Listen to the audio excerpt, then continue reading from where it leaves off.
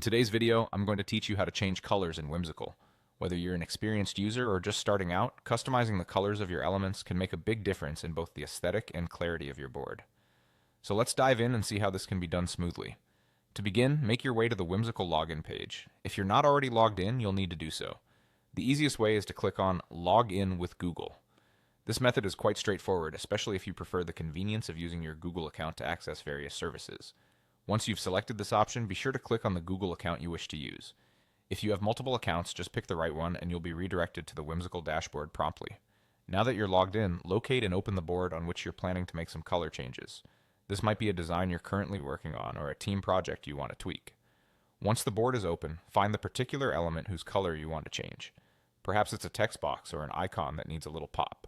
Click on it to select it and bring up the editing options. Once selected, direct your attention to the toolbar where you should see a color circle icon. This small yet powerful icon is your gateway to a whole spectrum of hues. Clicking on the color circle icon will make a color palette appear. Navigate through the available colors and pick the one most suited for your design needs. This is where you can let your creativity shine, whether you're looking for something subtle or a bold statement. But what if you're dealing with shapes? Not to worry, Whimsical makes it just as simple. Click on the shape you wish to alter, let's say a circle shape. This action will bring up the handy color picker icon. By clicking on it, you can access the same robust palette of colors. It's just a matter of selection now.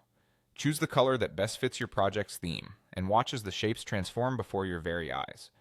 Remember, changing colors in Whimsical is not just about aesthetics, it's also an essential tool for organization and presentation clarity. By making good use of the color schemes, you can create an intuitive visual flow that enhances both understanding and engagement. Whether you're working on a small task or a large project, these steps will help ensure that your board is not only functional but also visually appealing. That wraps up today's guide on changing colors in Whimsical.